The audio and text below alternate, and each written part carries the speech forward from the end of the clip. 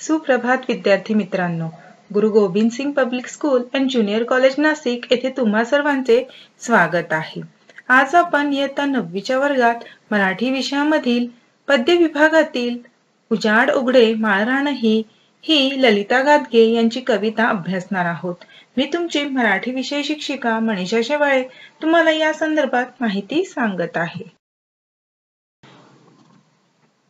विद्यार्थी मित्रांनो, कवितेची उद्दिष्टे काय आहेत ते आपण पाहूया। 1. निसर्गाबद्दल मनात ओढ निर्माण होईल। 2. निसर्ग सौंदर्याचा आनंद घेता येईल। 3. प्रश्नांची उत्तरे लिहिता येतील व सांगता येतील।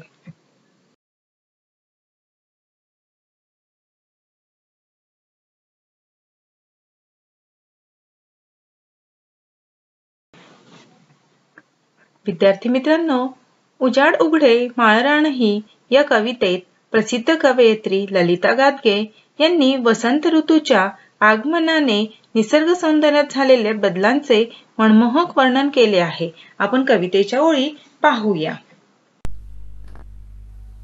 विद्यार्थी मित्रांनो, वसंत ऋतूबद्दल आपण थोडी माहिती पाहूया। हिवाळ्याच्या कडकडीत थंडीने लोक हैराण होऊन जातात, कारण थंडी आता सहन करण्याच्या पलीकडे गेलेली असते आणि मग लोक सूर्याकडे पाहू लागतात की कधी त्यांना सूर्याची गरमी मिळेल आणि तेव्हा आगमन होते वसंत ऋतूचे। वसंत ऋतूच्या आगमनाबरोबरच लोकांचे थंडीपासूनही संरक्षण व्हायला सुरुवात होते।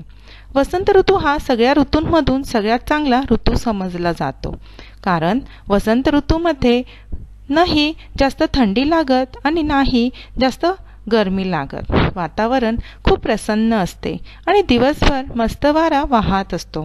वसंत ऋतूच्या या वैशिष्ट्यामुळे वसंत ऋतूला सर्व ऋतूंचा राजा सांगितले जाते आणि म्हणूनच वसंत ऋतूला ऋतुराज ही म्हटलं जातं। या प्रसन्नपूर्वक ऋतूंमध्ये आपल्याला वातावरणामध्ये खूप सारे बदल बघायला मिळतात। हिवाळ्याच्या थंडीमध्ये झाडांची पाने गळू लागतात आणि वसंत ऋतूमध्ये झाडाला नवीन पाने येऊ लागतात। बागेमध्ये फुले येऊ लागतात आणि आपल्याला वातावरणामध्ये त्यांचा सुगंध येत असतो। झाडावरती फळे येऊ लागतात। आंबा, जांभूळ, आवळा आणि संत्र खायला मिळतात। वसंत ऋतूमध्ये तुमची आई सुद्धा आंब्याचे लोणचे बनवते की नाही, हे लोणचे या ऋतूमध्येच आपल्याला खायला मिळत असते। या ऋतूमध्ये पशुपक्षी खूप प्रसन्न असतात आणि म्हणून तर कोकिळ कू कू करत असते आणि बागांमध्ये मोर नाचत असतात। शेतामध्येही गव्हाचे पीक डोलत असते आणि गव्हाचे पीक पूर्ण तयार झालेले असते, म्हणून शेतकरीही वसंत ऋतू येण्याची वाट पाहत असतात। काही गावांमध्ये वसंत ऋतूनिमित्त आपल्या परंपरेनुसार छोटा उत्सव सुद्धा साजरा केला जातो। वसंत ऋतूच्या प्रसन्न वातावरणामध्ये होळीचा सुंदर उत्सव साजरा होतो। होळीचा सण आपल्याला एक चांगला संदेश देतो की दुःखानंतर नेहमी सुख येत असते। या ऋतूमध्ये वातावरणात इतके प्रसन्न असते की आपल्याला आंब्यासारखे स्वादिष्ट फळे खायला मिळते, म्हणूनच वसंत ऋतू हा सर्वांना खूप आवडत असतो। वसंत ऋतू हा सर्वांचा आवडता ऋतू आहे। मित्रांनो, अशा पद्धतीने वसंत ऋतूबद्दल तुम्हीही थोडी माहिती मिळवा।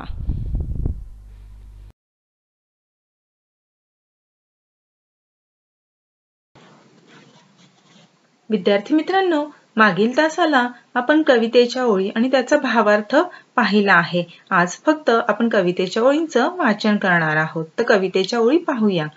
स्वागत करण्या वसंत ऋतूचे रंग उधळले दिशा दिशांना, बेरड कोरड इथली सृष्टी घेऊन आली ती नजरांना।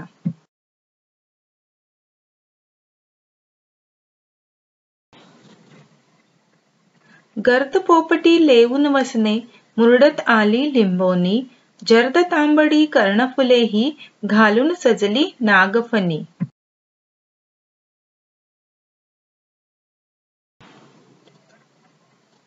लुसलुस पाने अंगोपांगी झुले वड हा दंग होऊनी, दुरंगी चुनरीत उभी ही घाणेरी ही नटुनी थटुनी।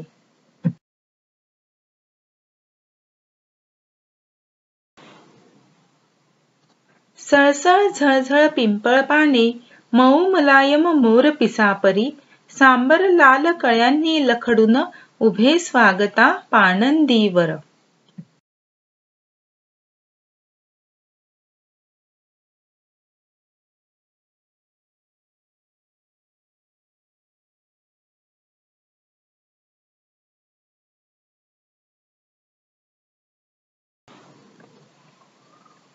पळस फुले ही बहरून आली या मातीच्या अंकावरती, कुसुमे सारी या जगातली, पाहून त्यांना मनात झुरती.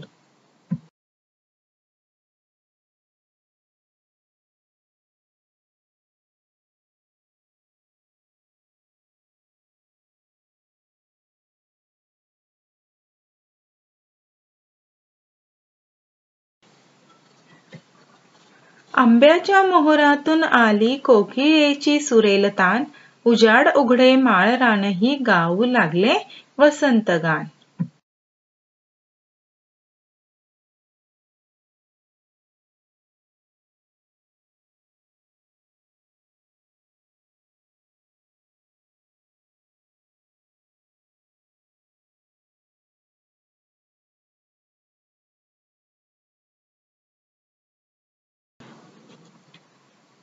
विद्यार्थी मित्रांनो, उजाड उघडे माळरानही या ललिता गादगे यांच्या कवितेच्या ओळी आपण आता वाचल्या आहेत. आता आपण या कवितेवर आधारित प्रश्नोत्तरे काय आहेत ते पाहूया.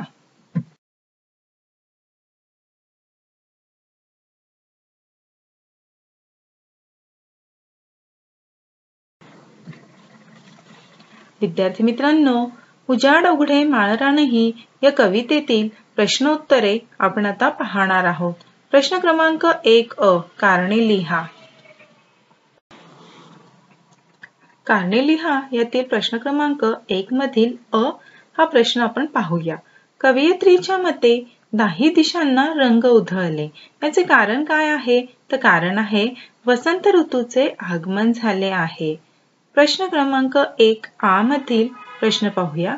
जगातील सर्व फुले मनात झुरू लागली, कारण मातीच्या मांडीवर पळस फुले बहरून आली. प्रश्न क्रमांक 1 कारणे लिहा याची प्रश्नांची उत्तरं आता आपण पाहिली आहे. पुढील प्रश्नोत्तरे आपण पाहूया.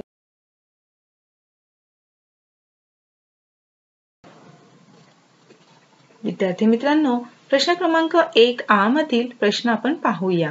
पृथ्वीचे रूप खालील बाबतीत स्पष्ट करा. वसंत ऋतूच्या स्वागतासाठी आतुर असलेले घटक कोणते आहेत तर ते पाहूया. 1 आहे सृष्टी, 2 आहे लिंबोणी, 3 आहे नागफणी, 4 आहे घाणेरी आणि 5 आहे सांबर.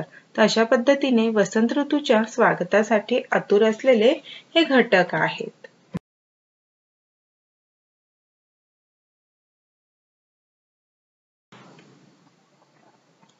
विद्यार्थ्यांनो, प्रश्न क्रमांक आता आपण पाहणार आहोत.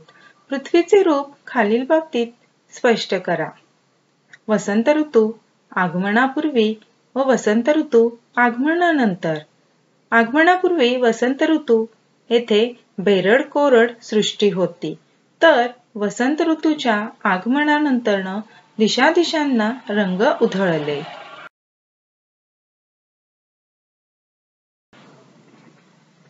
विद्यार्थी मित्रांनो, प्रश्न क्रमांक 2 आता आपण पाहूया. सृष्टीतील खालील घटक वसंत ऋतूच्या आगमनाने कसे सजले ते स्पष्ट करा. घटक आहेत 1 लिंबोणी, 2 नागफणी, 3 घाणेरी, 4 पळस फुले. आता ही घटक कशी सजली आहेत ते पाहूया. लिंबोणी गर्द पोपटी वस्त्रे लिहून किंवा घेऊन सजली आहे. नागफणी जर्द तांबडी कर्णफुले घालून सजली आहे. घाणेरी दुरंगी चुनरीत उभी राहिली आहे. पळस फुले मातीच्या मांडीवर बहरून आली आहेत. तर अशा पद्धतीने प्रश्न क्रमांक 2 चे प्रश्नांची उत्तरं आपण आता पाहिली आहेत. विद्यार्थी मित्रांनो, प्रश्न क्रमांक 3 पाहूया आपण. खालील शब्दांसाठी कवितेत आलेले समान अर्थाचे शब्द शोधा. पहिला शब्द आहे भेटवस्तू म्हणजेच नजराणा. सजली म्हणजेच नटुनी थटुनी. अरुंद रस्ता म्हणजेच पाणंद किंवा पाणंदी. फुले म्हणजेच कुसुमे. तर अशा पद्धतीने कवितेत जे काही समानार्थी शब्द आले त्यांचे अर्थ आपण पाहिले आहेत. विद्यार्थी मित्रांनो, उजाड उघडे माळरानही या कवितेचे प्रश्नोत्तर तुमच्या मराठीच्या वर्गपाठाच्या वहीमध्ये लिहायचे आहेत. धन्यवाद.